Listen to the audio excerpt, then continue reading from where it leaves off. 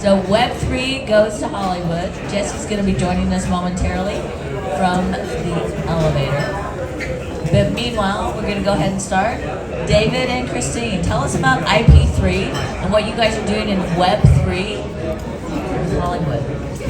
So IP3 is a company that's really devoted to the content space. I'm a third generation comic book geek, and some of the coolest stuff that I think is being created nowadays is being generated from the Web3 space. And it's IP3's job to hunt down that cool stuff and really help it evolve and become the bigger brands that it should. One of the things I'm curious, since you come from a comic book background, so comic books are very similar in many ways to gaming, right? At the forefront of Web3 and filmmaking. How has being a comic book creator, third generation, helped you to create Web3 and be a film producer? You know, it's kind of like an art form, right? To hunt down what is cool. Come on in, Jesse. Come on. Join us, please. Thank you. David, really speaking to the microphone. My job is to figure out the kind of cool stuff out there that could translate to books and to games, to film, to other licensed products. It's an art form to be able to find that and to hunt that down. And again, I rely on people like Christine and other members to help me keep tabs on where to look for that cool stuff. Whether it's Moonbirds, whether it's On-Chain Monkey, whether it's a number of these great these great projects that have come out of the Web3 space. So having that help is instrumental, but knowing how to connect those pieces is super important. One of the things I'm always curious about is when something's hot and somebody's got it, everybody knows. You just know. But when it comes to Web3, what stands out as a project that just has it? I love how you had me tonight. We're at a stage where I guess he refers to me as the resident DJ of the group. And I've only been 10 months into this, but what became really apparent is you really have to be in it. Like you really have to be almost outside of when I'm sleeping. I'm like glued to my OpenSea, my IC tools, my trade sniper, everything that you start feeling like that you're an NFT day trader almost. And it's in these communities and in these Discord channels that you start hearing the information. And if you're even gone a day, you feel like you're just out of it. And he's not, so I'm going to give him the mic because this is the only way, by the time it's hot, as with a lot of industries where you're on the inside, it's already peaked, right? So, that's it. First of all, thanks for having me here. Speaking to the microphone, real loud. So, yeah, absolutely, I 100% agree with you. I actually came from a traditional Web2 background. I've been spending my past decades on artificial intelligence and all that stuff. So when I started Gamma, and I don't really quite understand how exactly can this happen so fast, even being myself as an entrepreneur for my entire career. And I remember I was having this conversation with my other founders. They're like, hey, you're from Web2, so you probably don't understand any of this. I'm like, probably no one understands what Web3 is, but I can dedicate my time, and that's literally what I did. And we literally struggled for around 10 days, which is 10 days is a long time, trying to allocate a dedicated community manager until I realized, hey, I was doing my own. So I actually spent more than 14 hours a day on Discord, and I feel like I'm a spectrum customer line, and that's what I did in the beginning. And I talk to you, I'm basically trying to reply every possible questions as best as I can, but eventually you'll realize this is essentially the power of the Web3, because when I was doing Web2, I was spending millions of dollars trying to hire a professional marketing team of 20 talents, 25 talents who are dedicated to contract studio. But now I realize, they hold your NFTs and they pay you to work for you, and that's the fundamental difference about the economy, how this Web3 can be exploding so fast. Because essentially, if you have a Discord member of 10K, 20K, those are your resources, and those are the guys that truly support you, be your fans, and actually do the work for you outside of this Discord community as well. So I think that's like the fundamental difference I observe from my background and experience, is that every of your holders are potentially your employees or your crew members, as we call that, and they actually voluntarily did a lot of work outside of the traditional scope of a traditional company collector can achieve. And that's basically my experience.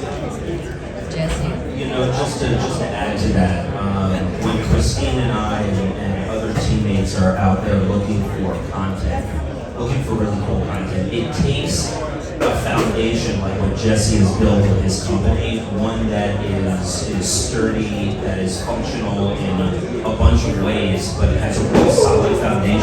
That's when you can grow off of it. They've already started producing things in the comic book space and plan on doing a lot more in the content space, but that can only be successful if you have the right pieces to get there, right? And then figuring out how to evolve those pieces the right way. So when we're out there again hunting down the next really cool project, it's not just content that we're looking at, right? We're looking at what's behind the curtain, making sure that the right pieces are in place that we can build off effectively. And if they're not there, we can potentially be helpful in different ways.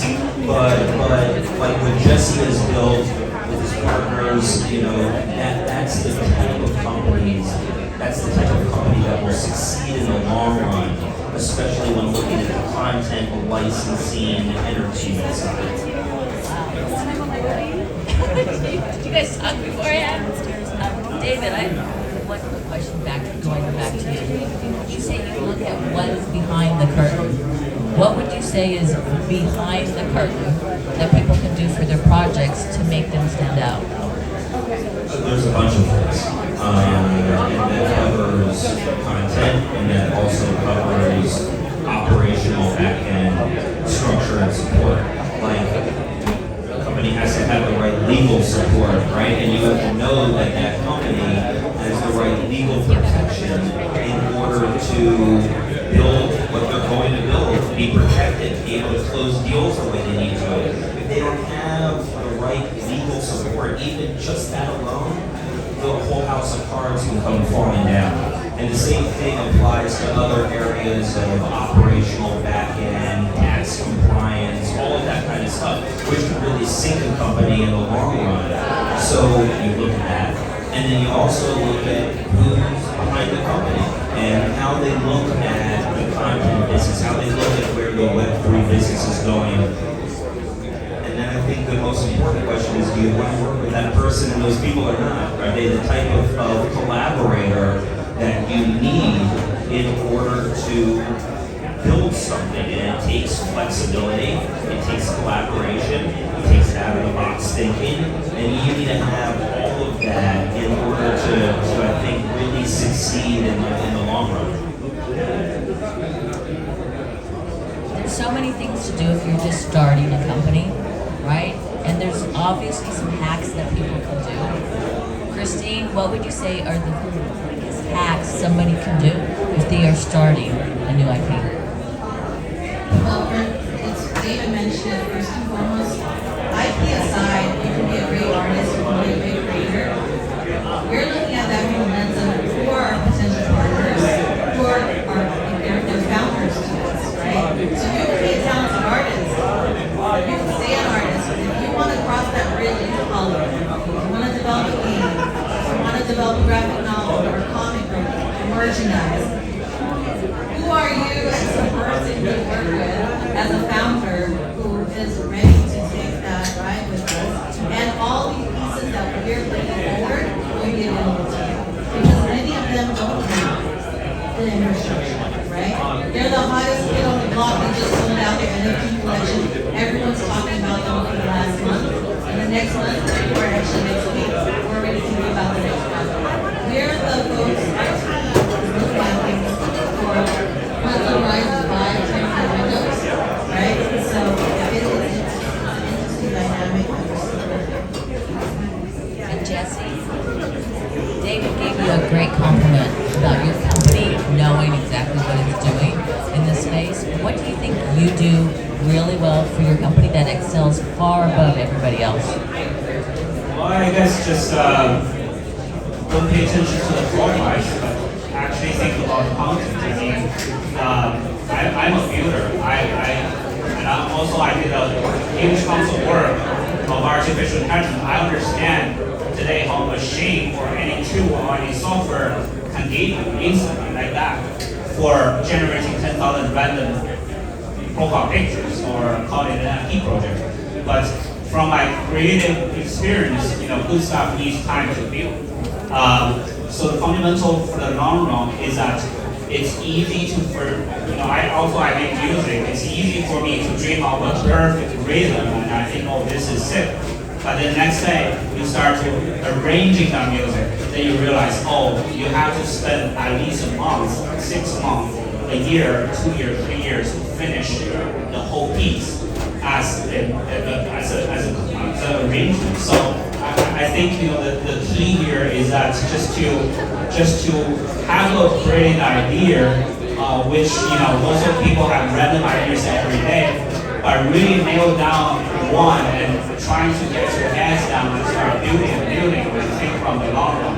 And also I think a great opportunity here is that in a traditional way of making any content, you're probably looking at, oh, we're a game studio, so we're developing a game, or we're a movie studio, so we're making movies. But right now, I think the Web3 structure, like as I explained before, is that it's blurring all those lines and boundaries, and you can easily be able to start with a comic idea and instantly have the resources to convert to a movie, a feature movie, or a game. So the opportunities are actually exploding by having this, embracing this Web3 infrastructure. But the bottom line is, good stuff needs time to build. That's my philosophy. You don't just have that and wish that being on the top chart forever. And you have to cultivate every bit of it and plan it for the long run. And most importantly, gather the actual artists and people behind the team and just keep building.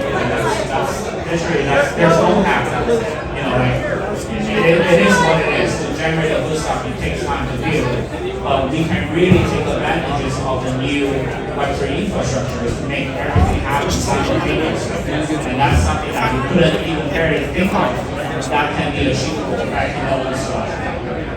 Just follow me. One of the things you guys have all mentioned is how fast the space moves, okay?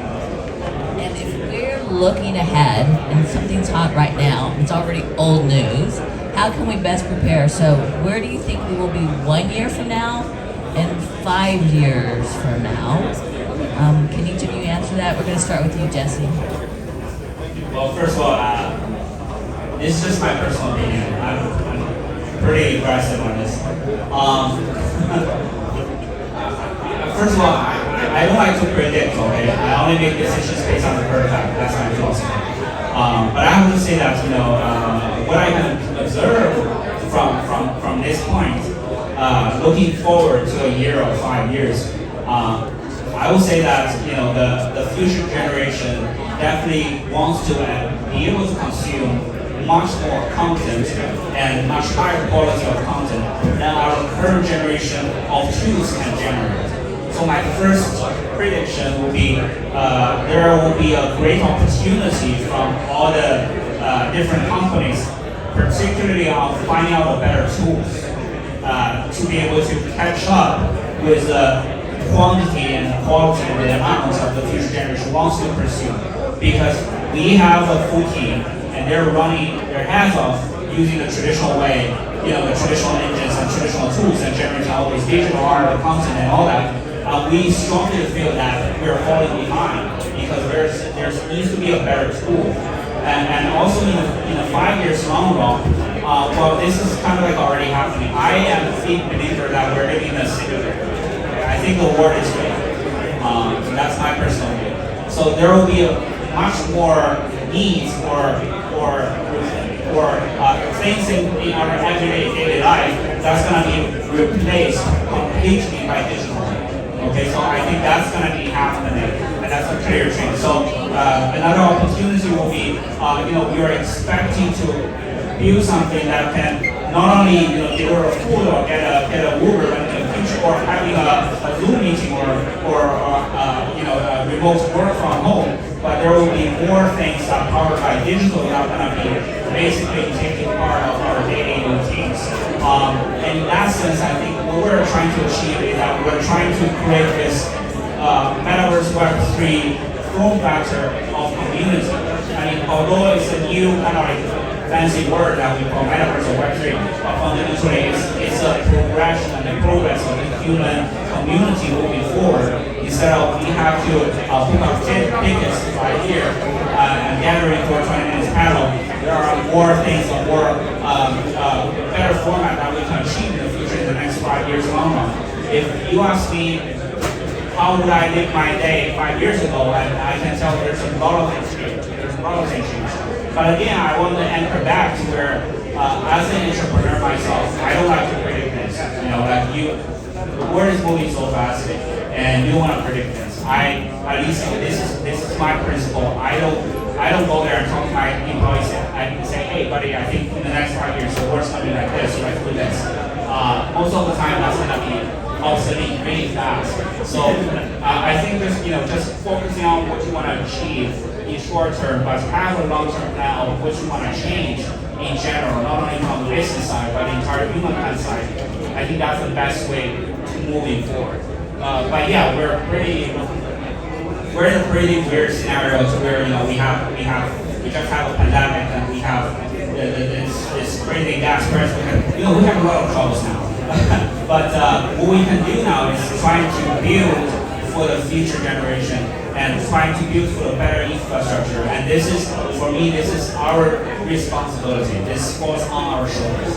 And we have this great tools and great form factor of working together in Web3 that's going to helping us achieve this much easier than before. Yeah, so not to date myself, because I look younger than I am. I graduated into the internet.com bubble, right? Been there, done that. It was new until it wasn't new anymore. Web 2.0, same thing. We were all crazy about blogging and social back in 2009, 2010, until it became part of our lives. I think with the past couple of weeks, it's even more evident with this bear market and the crypto crash. We're entering a phase where in a year, I don't think people are going to be using the word NFT if we're doing our job right? Because it's going to just become part of what everyone's doing. The big companies are going to catch up. We were just in a meeting, and David could talk about that. So this party that we've all been on, being able to feel special, saying we're part of Web3, I really honestly think it's a novelty that is going to move past us in the next couple months as the companies with the money and the funding and the experience come into the picture and really start to get it. So that's it. My quick answer is that I think in a year we're going to have a bunch of mainstream entertainment media companies that are going to start to dip their toe in the water with what we're talking about, this Web3 world. And then I think in 5 years from right now, it's going to be commonplace with every brand, every major brand, every major media, content, library, studio type of company. I think it's going to be a part of the general ecosystem that supports content. What's great is we have time for one more question, and that is from each of you.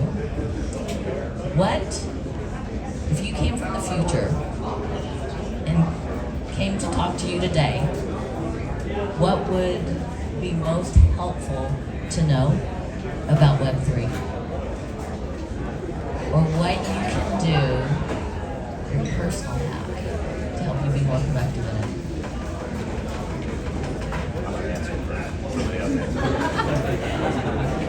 He's not going to answer first, so I'll go. I was really inspired by a meeting that we just came from with a major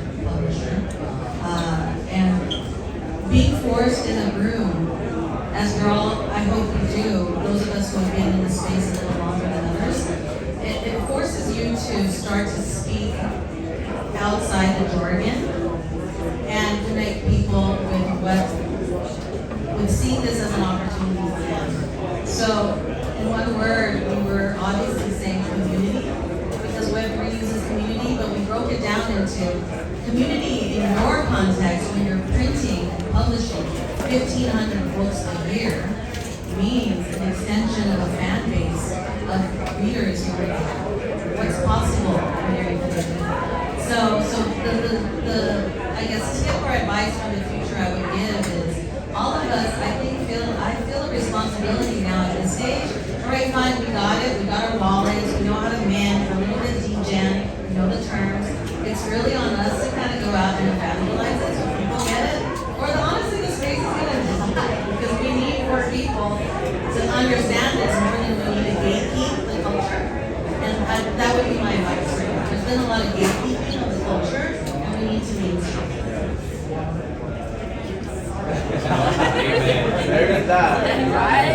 Well, yeah, it's a tough question, but a great question.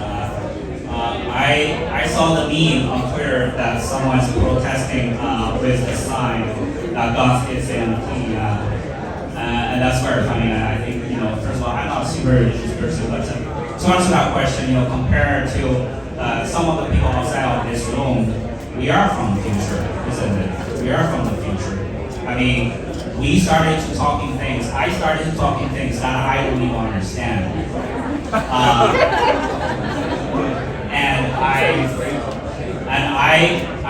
I sold my company $100 million when I was 27 years old. And my personal investor, my personal banker called me every day saying, hey Jesse, the smartest thing for you to do now is to do nothing. Which theoretically is correct. Then I said, okay, so here's how we're gonna do now. You're gonna open an account. You don't let me know the password. I actually don't know my password. You do whatever you can, and I don't care. And I jump into this, and I all in this. So I'm now currently working on an industry that I don't think there's any expert in. I don't think there's anyone that can define this industry yet. And when I started to do the things now called metaverse 2-3 years ago, the word metaverse is not even like a word. So I think we all are somewhat from the future, and we're looking from the future retro perspective. That's gonna guide our day-to-day work and life now. And by doing this, we're truly creating, or at least exploring the possibilities for the future generation. And I'm not saying this is absolutely the right thing to do. At least we're trying, and we're trying hard. And again, had I came from the future and look back, I don't feel any regret of anything that I've ever done in my entire life. I think that's the best scenario we want to put yourself in. So in that sense, that gave me actually more power and willpower and insurance and ambitions for me to not looking at the investor bank account or whatever I already achieved, but only focusing on moving forward and trying to create value for the future generation. And yeah, I think that's my answer. But again, like I said, let's leave now and try to create or define what is the future, because that's something that we need to define, and there's no one going to be defining for us. I think it's simply don't underestimate the power of the community. That would be my top choice. I've seen too many well-established media companies and companies in the entertainment business that are very hesitant to make decisions and very slow-moving when making those decisions, or all of a sudden if confronted by a incredibly excited, aggressive community that wants certain types of products, that wants certain types of support, things tend to happen quicker than one would expect, and we're seeing it ourselves. So don't ever underestimate the power of your community. Thank you. So very, very